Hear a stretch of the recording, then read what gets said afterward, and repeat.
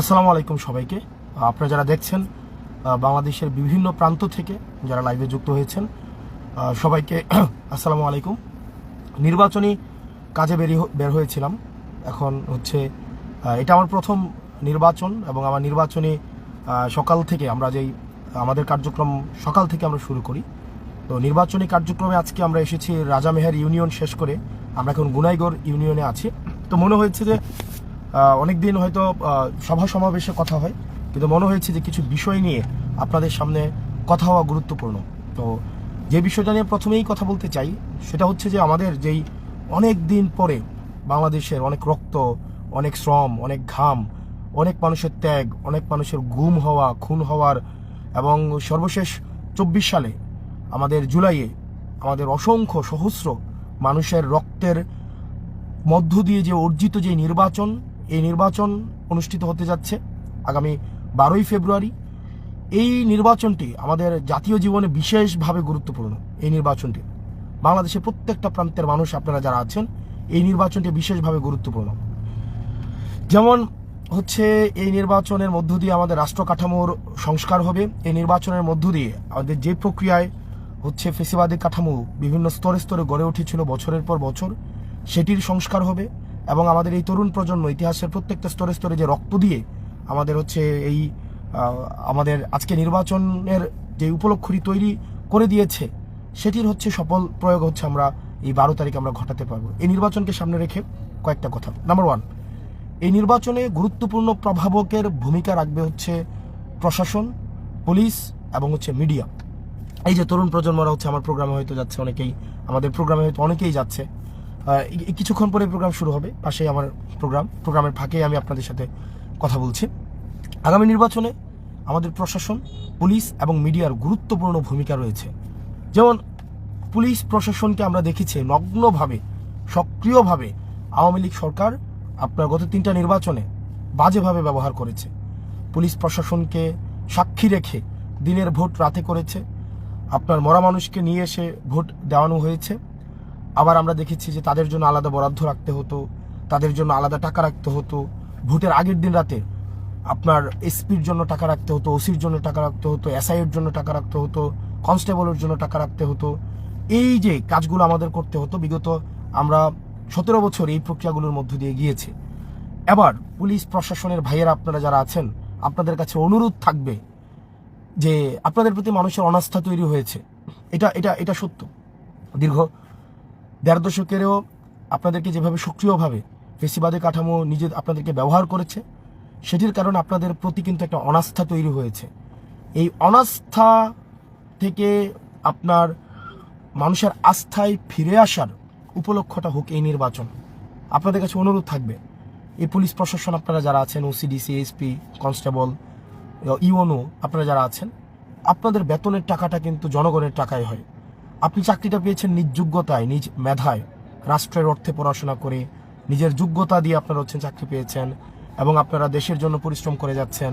এবং আমাদের দেশটাকে যদি আমরা সুন্দর করতে চাই, এই প্রশাসন এবং পুলিশের কিন্তু গুরুত্বপূর্ণ ভূমিকা রয়েছে। আমাদের একটা রাষ্ট্রের সবচেয়ে গুরুত্বপূর্ণ অংশগুলোর মধ্যে অন্যতম হচ্ছে পুলিশ প্রশাসন। আপনারা দেখেছেন রাজনৈতিকভাবে আপনাদেরকে গত 3টা নির্বাচনে কিভাবে ব্যবহার করে আপনাদেরকে জনবিচ্ছিন্ন করে ফেলা হয়েছে, যার কারণে হয়তো আপনারা রাজনৈতিক কিছু সবাই না, কিছু পুলিশ প্রশাসনের ভাইরা হয়তো আপনারা রাজনৈতিক সহচর্য পেয়েছেন, রাজনৈতিক হয়তো পৃষ্ঠপোষকতা পেয়েছেন, কিন্তু আপনারা কিন্তু গণবিচ্ছিন্ন হয়েছেন, জনবিচ্ছিন্ন হয়েছেন। আপনাদের কাছে অনুরোধ থাকবে, আপনারা চাকরিটা নিজ যোগ্যতায় পেয়েছেন, আপনাদের দায়বদ্ধতা জনগণের কাছে, আপনাদের সন্তান আছে, আপনাদের পরিবার আছে। আমি আপনাদের কাছে করজোর অনুরোধ করব, এই প্রজন্মের 24 পরবর্তী বাংলাদেশের আপনাদের প্রতি অনেক প্রত্যাশা। তারা দেখতে চায় যে পুলিশ প্রশাসন একটা সুষ্ঠু, নিরপেক্ষ একটা নির্বাচন উপহার দিবে। তারা কোনো পক্ষ অবলম্বন করবে না। পুলিশ প্রশাসন বিএনপিরও হবে না, তারা জামাতেরও হবে না, তারা এনসিপিরও হবে না, তারা জনগণের হবে এবং তারা জনগণের ভোটাধিকার নিশ্চিত করবে। ভাই, এই যে নির্বাচনের আগে আপনাদেরকে পয়সা দেওয়া হয়, খাম দেওয়া হয়, এটা কয়দিন? এই টাকা দিয়ে 1 মাস যাবে, 2 মাস যাবে, কিন্তু এই টাকাটার জন্য কেন আপনারা আপনাদের ভবিষ্যৎ প্রজন্মকে আপনারা হচ্ছে আপনারা সংকটের মুখে ফেলবেন, আপনারা হচ্ছে ধ্বংসের মুখে ফেলবেন? সেজন্য আপনাদের কাছে প্রত্যাশা থাকবে, এই যে পুলিশ প্রশাসনের ভাইয়েরা আপনারা যারা আছেন, আমরা আপনাদের ভাই, আমরা আপনাদের বন্ধু, বাংলাদেশ আপনাদের দিকে তাকিয়ে আছে। আর নিজেদেরকে একটা খামের কাছে, কিছু টাকার কাছে আপনারা আপনাদের সম্মান, আপনাদের আত্মমর্যাদা, আপনাদের এই যে পোশাকের আত্মমর্যাদা, সেটা আপনারা বিক্রি করে দিবেন না। আপনাদের কাছে আমাদের করজোড়ে অনুরোধ থাকবে, পুলিশের প্রতি যে অনাস্থা তৈরি হয়েছে মানুষের, জনগণের, সে অনাস্থা থেকে উত্তরণের জন্য আস্থায় ফিরে আসতে হলে আগামী নির্বাচনে এই 12 তারিখে আপনাদের এটা হচ্ছে একটা পরীক্ষা। এটা রাজনীতিবিদদের যেমন পরীক্ষা, এটা কিন্তু আপনাদেরও একটা পরীক্ষা। আমি আপনাদেরকে অনুরোধ করব, বাংলাদেশের পক্ষে দাঁড়ান, জনগণের পক্ষে দাঁড়ান, বাংলাদেশের পক্ষে দাঁড়ান। নিরপেক্ষভাবে মানুষ যাকে ভোট দিয়ে নির্বাচিত করতে চায়, আপনারা ভোট প্রক্রিয়াটাকে আপনারা হচ্ছেন, আপনাদের যে দায়িত্ব, সেই দায়িত্বটাই হচ্ছে আপনারা যথাযথভাবে পালন করুন। আপনাদের কোনো পক্ষ অবলম্বন করার দরকার নেই। আপনারা বাংলাদেশের মানুষের পক্ষে অবস্থান নিন। আর আপনারা অনেক মানুষের হৃদয়ে আশাভঙ্গ হয়েছে বারবার। আমরা চাই এবার পুলিশ প্রশাসন নিরপেক্ষ ভূমিকা রাখবে, তারা কোনো দলের গোলামি হবে না। আমরা জানি আপনারা কেন হচ্ছে এই রাজনৈতিক ছত্রছায়া আপনারা থাকতে হয়। আমরা জানি আপনাদের পোস্টিং, প্রমোশন এগুলো হচ্ছে রাজনৈতিক নেতাদের উপর অনেক সময় নির্ভর করে। আমরা চেয়েছি পুলিশ সংস্কারের মধ্য দিয়ে আপনাদের পোস্টিং প্রমোশনের জন্য রাজনৈতিক নেতাদের ইচ্ছার উপরে না থেকে বরং আপনার যোগ্যতা এবং মেধার উপরে থাকে সেটি প্রণয়ন করার। আমরা কিছু ক্ষেত্রে পেরেছি, কিছু ক্ষেত্রে পারিনি, কিন্তু আমরা আপনাদেরকে নিশ্চিত করছি, আমরা চাই না আপনারা আবার বেনজির হারুন হয়ে উঠুন, বিপ্লব হয়ে উঠুন। আপনারা জনগণের কাছে দায়বদ্ধ থাকুন। আমরা কোনো রাজনৈতিক ছত্রছায়া আমরা আপনাদেরকে আর দেখতে চাই না। আমরা চাই আপনাদের পোস্টিং প্রমোশনগুলো মেধা এবং যোগ্যতার মধ্য দিয়ে হোক, কোনো রাজনৈতিক নেতার সদিচ্ছার মধ্যে দিয়ে যেন না হয়, সেই বিষয়টা আমরা নিশ্চিত করার চেষ্টা করব। প্রিয় প্রশাসনের ভাইয়েরা, আপনারা জনতার পক্ষে নেমে থাকবেন। আপনারা 12 তারিখ আপনারা নিরপেক্ষতা বজায় রাখবেন। আপনাদেরকে অনুরোধ করছি, আপনারা নিরপেক্ষতা বজায় রাখবেন। কারো পক্ষে অবস্থান নেওয়ার দরকার নাই, আপনারা জনতার পক্ষে অবস্থান নিন। দ্বিতীয়ত, আগামী নির্বাচনে মিডিয়ার গুরুত্বপূর্ণ ভূমিকা রয়েছে। ইতিমধ্যেই মিডিয়া আমাদেরকে আবার হতাশ করছে। মিডিয়া যেভাবে জুলাইয়ে গণবিরোধী অবস্থান নিয়েছে, সাংবাদিকরা, আমি দেখেছি সাংবাদিকরা চেষ্টা করে তারা তাদের পেশাগত দায়িত্ব পালন করার, তারা বস্তুনিষ্ঠ সংবাদ পরিবেশন করা, বস্তুনিষ্ঠ সংবাদ জনতার কাছে পৌঁছে দেওয়ার, তারা তাদের নিরবিচ্ছিন্ন প্রচেষ্টা থাকে। হাউস মালিকরা তাদেরকে বেতন ভাতা থেকে বঞ্চিত করে, যথাযথ সম্মান দেয় না, ওয়েজ বোর্ড নিশ্চিত হয় নাই এই আমাদের সাংবাদিকরা দেখা যায় বস্তুনিষ্ঠ সংবাদটা যখন গণমাধ্যমে পরিবেশন করে, আমরা দেখলাম যে হাউস মালিক যারা আছে, হাউস মালিক তারা হচ্ছে সেটাকে ডিস্টর্ট করে দেয়, সেটাকে হচ্ছে তারা নষ্ট করে দেয়। তারা যেই দলের পক্ষাবলম্বন করেছে সেই দলের পক্ষাবলম্বন অনুযায়ী হচ্ছে সংবাদ প্রচার করে। আমরা গতকাল খবর পেয়েছি নির্দিষ্ট একটা দলের কোনো ধরনের অপকর্মের খবর সংবাদপত্রে এবং সংবাদ মাধ্যমে প্রচার করা অঘোষিতভাবে নিষিদ্ধ করা হয়েছে। আমাদের সংবাদকর্মী ভাইয়েরাই সেই বিষয়গুলো আমাদেরকে জানায়। প্রিয় মিডিয়ার ভাইয়েরা, আপনাদের প্রতি মানুষের অনাস্থা তৈরি হয়েছে। মেইন স্ট্রিম মিডিয়া বলতে এখন মানুষের মনস্তত্ত্বে মেইন স্ট্রিমের এই মর্যাদাটা এখন আর নাই। সিটিজেন জার্নালিজম অ্যারাইজ করেছে, প্রত্যেকটা মানুষ মেইন স্ট্রিমকে এখন আর আস্থায় রাখতে চায় না। আপনাদের কাছে রিকোয়েস্ট থাকবে, গণমাধ্যমের যে ভাইয়েরা আছেন, আপনারা পড়াশোনা করেছেন, আপনারা এই জুলাই রক্ত দিয়েছেন, আপনারা এই জুলাই রাস্তায় নেমে এসেছেন, আপনাদের কাছে অনুরোধ থাকবে, পক্ষ অবলম্বন করার দরকার নেই, বাংলাদেশের মানুষের পক্ষে থাকেন। আমরা জুলাই এমন সাংবাদিক দেখেছি, মানুষ তাদেরকে মাথায় তুলে নিয়েছে, সম্মান দিয়েছে, মর্যাদা দিয়েছে। আবার এমন ভিডিও আমরা দেখেছি যাদেরকে জনগণ হচ্ছে দৌড়ানি দিয়ে আপনার সংবাদ পরিবেশন করা থেকে তাদেরকে আপনার হটিয়ে দিয়েছে। এখন আপনাদের সিদ্ধান্ত যে আপনারা কার পক্ষ অবলম্বন করবেন। আপনারা যদি শুধু কর্পোরেট প্রতিষ্ঠানগুলোর শুধু পারপাস সার্ভ করেন, সেক্ষেত্রে এক ধরনের, আবার যদি আপনি জনতার পারপাস সার্ভ করেন, সেক্ষেত্রে মানুষ আপনাকে এক ধরনের ট্রিট করবে। সেজন্য মিডিয়ার প্রতি উদাত্ত আহ্বান থাকবে, আপনার কারো পক্ষ অবলম্বন করার দরকার নেই। আপনাদের পক্ষ হচ্ছে বস্তুনিষ্ঠতা, আপনাদের পক্ষ হচ্ছে বাংলাদেশের জনগণ। সেজন্য সেই জায়গা থেকে আপনাদের কাছে করজোর আহ্বান থাকবে মিডিয়ার কাছে, বাংলাদেশ যেই উত্তরণের পথে হাঁটতে চাচ্ছে, সেই উত্তরণের পথে, গণতান্ত্রিক উত্তরণের পথে আপনারা আমাদেরকে সহযোগিতা করুন, আপনারা বাংলাদেশকে সহযোগিতা করুন। বস্তুনিষ্ঠ সংবাদ প্রচারের মধ্য দিয়ে বাংলাদেশের মানুষের পক্ষে আপনারা অবস্থান নিন। আপনারা যেই বিগত সময়ে যেভাবে আপনারা দেখেছেন অবৈধ ভোটের বৈধতা উৎপাদন করেছেন, আশা করি এই নির্বাচনে আপনারা বাংলাদেশের মানুষের পক্ষে অবস্থান নেবেন, এটা আপনাদের কাছে করজোর অনুরোধ থাকবে। পরবর্তীতে আমাদের যারা সেনাবাহিনীর সদস্য আছেন, আমরা গতবার আমি দেখেছি 2024 সালে নির্বাচনের আগে সেনাবাহিনীর যে ভ্যানগুলো নিরাপত্তার জন্য রাস্তা দিয়ে যাচ্ছিল, তখন মানুষ ভুয়া ভুয়া বলে স্লোগান দিয়েছে। আমি ব্যক্তিগতভাবে যখন সেনাবাহিনীর মানুষের সাথে কথা বলি, কর্মকর্তা কর্মচারীদের সাথে কথা বলি, সৈনিকদের সাথে কথা বলি, অফিসারদের সাথে কথা বলি, আমি দেখেছি দেশের প্রতি তাদের যে আন্তরিকতা, প্রত্যেকটা মাটির প্রতি তাদের যে দায়বদ্ধতা, দেশের মানুষের প্রতি যে তাদের মমতা বোধ, যেই দায়িত্ব বোধ, সেটি সবসময় আমাকে অনেক বেশি দেশের প্রতি আরও বেশি রেসপেক্টফুল করেছে, তাদের প্রতি আরও বেশি আমাকে রেসপেক্টফুল করেছে। সেই জায়গা থেকে সেনাবাহিনীর বেশ কিছু কতিপয় সদস্যরা এই ইনস্টিটিউশনের সম্মানটাকে নষ্ট করেছে। আমাদের সব আমাদের জাস্ট কিছু সেনাবাহিনীর বিপথগামী সদস্য এই সেনাবাহিনী প্রতিষ্ঠানটাকে জাতির সামনে প্রশ্নের মধ্যে নিয়ে এসেছে।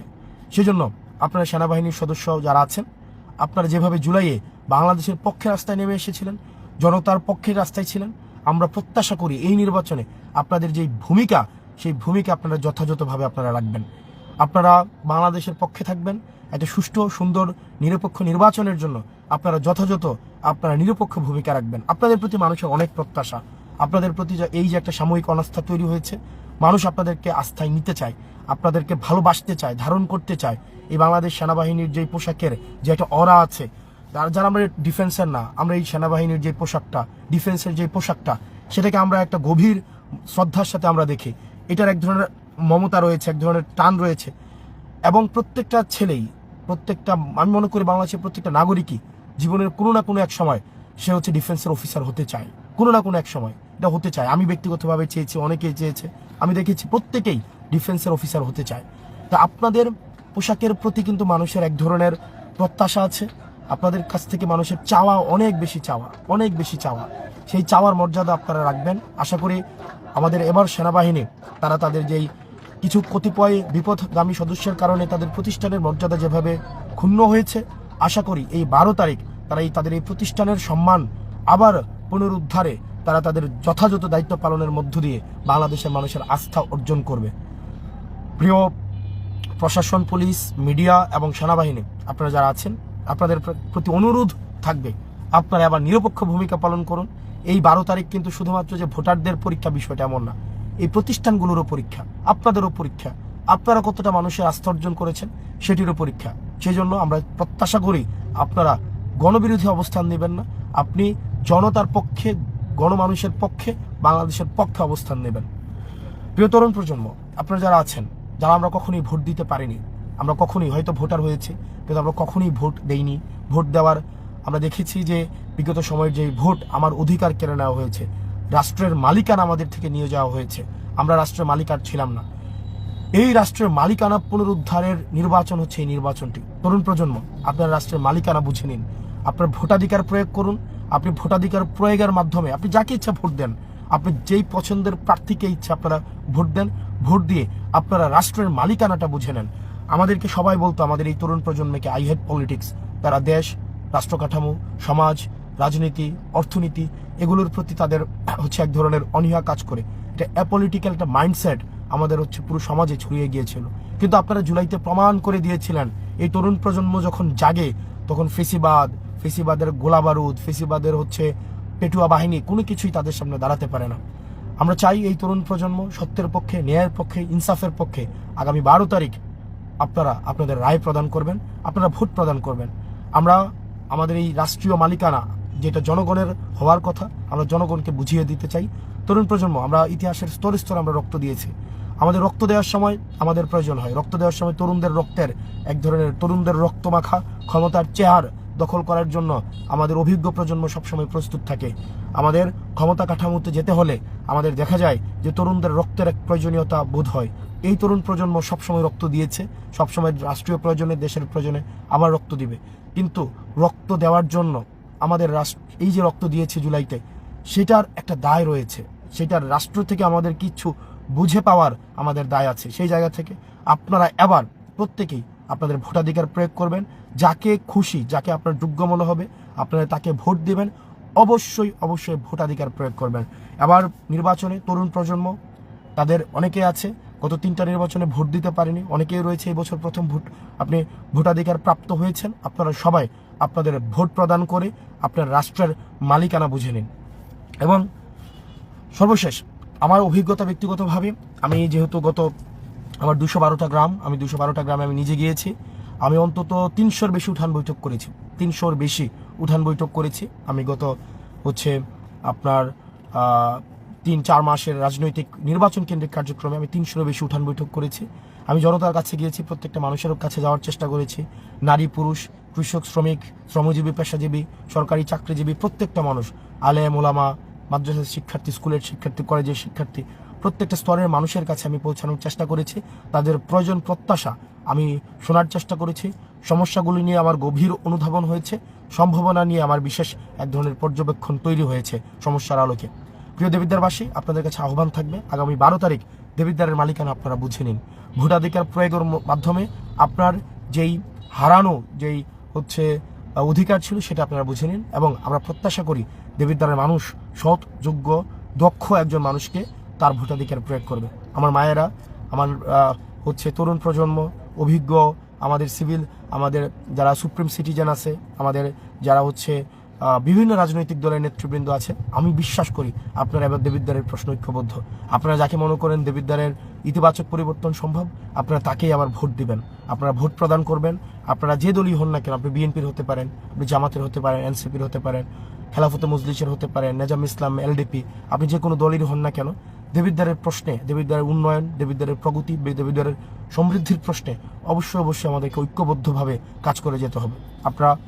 আমি আপনাদের কাছে আপনাদের সন্তান হিসাবে আমি রাস্তার অলিগলি হেঁটে গিয়েছি, প্রত্যেকটা গ্রামে গ্রামে গিয়েছি, প্রত্যেকটা বাড়িতে বসার চেষ্টা করেছি, মানুষের সমস্যার সমাধানের শোনার চেষ্টা করেছি, শিক্ষার্থীদের কাছে পৌঁছানোর চেষ্টা করেছি, শ্রমজীবী, পেশাজীবী মানুষের কাছে গিয়েছি। আপনাদের কাছে অনুরোধ থাকবে, এই 12 তারিখ আপনি আপনার ভোটাধিকার প্রয়োগের মাধ্যমে আপনি আমাকে সহায়তা করেন, আমাদের 11 দলীয় ঐক্যবদ্ধ জোটকে সহায়তা করেন। আমি যেন আপনার প্রতিনিধি হয়ে সংসদে আপনার অধিকার নিয়ে কথা বলতে পারি, বাংলাদেশ নিয়ে কথা বলতে পারি, সেই সুযোগটি আপনারা আমাকে করে দিবেন। আমি হেঁটে বেরিয়েছি সেই ইষ্টগ্রাম থেকে খাদগড় পর্যন্ত, খাদগড় থেকে ইষ্টগ্রাম পর্যন্ত, প্রত্যেকটি গ্রামে ছুটে বেরিয়েছি। আমি ওদিক থেকে বরকামতা, সুলতানপুর, রাজামেহের, তারপর মোহনপুর, ধামতি, রাজামেহের, তারপর আপনার উত্তর গোনাইগড়, দক্ষিণ গোনাইগড়, পৌরসভা, জাফরগঞ্জ, রসুলপুর, বড়শালগড়, তারপর আপনার ইউসুফপুর, তারপর ফতেহাবাদ, সুবিল, প্রত্যেকটা জায়গায় আমি যাওয়ার চেষ্টা করেছি, প্রত্যেকটা মানুষের কাছে যাওয়ার চেষ্টা করেছি। খুব গভীর থেকে আপনাদের সমস্যার সমাধানের চেষ্টা শুনেছি, সমস্যাগুলো শুনেছি।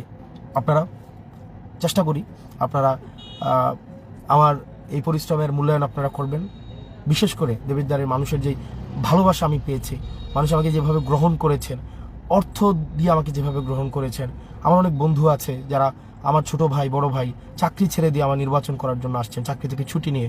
আমার অনেক বড় ভাই আছে যারা বিদেশ থেকে শুধুমাত্র নির্বাচন করার জন্য আসছে, হয়তো সে অন্য রাজনীতি করে, কেউ ব্যবসা থেকে ছুটি নিয়ে আমার নির্বাচন করার জন্য আসছে। আমি আপনাদের সবার প্রতি কৃতজ্ঞ। আপনারা যারা আছেন, যারা আমার জন্য, শুধুমাত্র শাপলাকলির জন্য, আমার স্কুলের ছোট ভাইরা, দেবিদ্বারের সব স্কুলের শিক্ষার্থীদের মধ্যে যেই স্বতঃস্ফূর্ত অংশগ্রহণ শুধু হাসনাত ভাইকে জেতানোর জন্য, আমি সেটার প্রতি অনেক বেশি কৃতজ্ঞ আপনাদের প্রতি। আপনারা 12 তারিখ আশা করি আমি আপনাদের মর্যাদা রাখতে পারবো। আপনারাও ভোটাধিকার প্রয়োগের মধ্য দিয়ে আপনাদের এতদিনের পরিশ্রমকে আপনারা সফল করবেন। আমি খাদগড় থেকে ইষ্টগ্রাম পর্যন্ত হেঁটে বেরিয়েছি, প্রত্যেকটি গ্রামে গ্রামে। আমি যেমন কাশারিখোলা লাইটটা গিয়েছি, ঠিক একইভাবে একদম শেষ মাথায় ইষ্টগ্রামের ওই বড়শালগড়, মন্ত্রীবাড়ির ওই গ্রামগুলা পর্যন্ত গিয়েছি। প্রত্যেকটা গ্রামে আমি আমার পদচিহ্ন আমি রেখে আসতে পেরেছি, এবং আমি আমার উপজেলায় আমার বড় হওয়া থেকে শুরু করে আমার গ্রাম, প্রত্যেকটা গ্রাম আমার গ্রাম হয়ে উঠেছে। দেবিদ্বারের প্রত্যেকটা পরিবার আমার পরিবার হয়ে উঠেছে। প্রত্যেকটা, সে বিএনপি করে কিন্তু আমাকে বুকে টেনে নিয়েছে, আমাকে অর্থ দিয়ে সহায়তা করেছে। আমি আপনাদেরকে বলি, আমি যেই মনোনয়ন ফর্ম কিনতে যেই টাকাটা লাগে, এই টাকাটাও আমাকে এখানে সব রাজনৈতিক দলের মানুষ মিলে আমাকে টাকাটা দিয়েছে। আমার যেই মনোনয়ন ফর্মের এই টাকার মধ্যে বিএনপির টাকা আছে, জামাতের টাকা আছে, তারা এনসিপির টাকা আছে। তারা এই কারণে দেয়নি যে এনসিপির হাসনাত, তারা দেবিদ্বারের হাসনাত হিসাবে তারা আমাকে বুকে টেনে নিয়েছে। আমাদের রেমিটেন্স যোদ্ধা ভাইয়েরা আপনারা যারা আছেন, আপনারা আপনাদের পরিবারকে আমাদের কথা বলবেন। আপনাদের রেমিটেন্স যোদ্ধা প্রত্যেকটা মানুষের প্রতি আহ্বান থাকবে, আপনারা আপনাদের পরিবার রেখে অনেক দূরে আছেন, আপনারা ইতিমধ্যে আপনাদের ভোটাধিকার প্রয়োগ করেছেন। শাপলাকলির প্রতি আপনাদের যেই সমর্থন আমরা দেখেছি, সেটা আমাদের সারা জীবন মনে থাকবে। দেবিদ্বারের প্রতি সেই বিষয়গুলো আমাকে আরও বেশি দায়বদ্ধ করেছে। আপনাদেরকে আহ্বান জানাবো, আপনারা সবাই একসাথে চলেন আমরা দেবিদ্বারটা করি। এই সপ্তাহটাই সর্বশেষ, এই সপ্তাহটাই সম্ভবত আপনার শেষ সপ্তাহ, যেই সপ্তাহে আপনার রাষ্ট্রপ্রধানকে নিয়ে বা রাষ্ট্র সরকার প্রধানকে নিয়ে আপনার কথা বলতে আপনার ভয় নাই। এই সপ্তাহটা শেষ সপ্তাহ। একবার চিন্তা করেন তো, আপনি ইউনুসকে আপনি এটা বলতে পারবেন এটা শুয়োর ইউনুস। এটা বলার জন্য আপনাকে দুইবার ভাবতে হয় না। ইউনুসকে আপনি যে কোনো গালি দিতে পারবেন, আপনার দুইবার ভাবতে হয় না। কিন্তু একই জিনিস আপনি দেখেন তো, যারা সরকার প্রধান হতে চাচ্ছে তাদের ক্ষেত্রে আপনি বলতে পারবেন কিনা?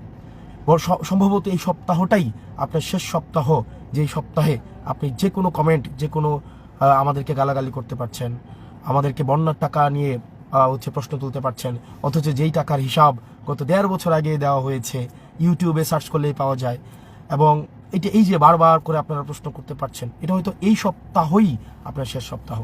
এবং যে কারো কমেন্ট বক্সে গিয়ে গালাগালি করতে পারছেন নির্বিঘ্নে, নির্ভয়ে, এবং আমাদেরকে যে আপনারা যেভাবে প্রশ্নের মধ্য দিয়ে জর্জরিত করেছেন আমাদেরকে, এই একটা পক্ষকে এই প্রশ্ন করাটা মনে হয় এই সপ্তাহই আপনাদের শেষ সপ্তাহ। কারণ এই সপ্তাহের পরে আপনারা আমাদেরকে প্রশ্ন করতে পারবেন, গালাগালিতে যারা করে তাদেরকে প্রশ্ন, আমাদেরকে গালাগালি করতে পারবেন। কিন্তু ভেবে দেখেন, যারা আপনি সবাইকে প্রশ্ন করতে পারবেন কিনা, সবাইকে গালাগালি করতে পারবেন কিনা, এই জিনিসটা একটু ভেবে দেখেন।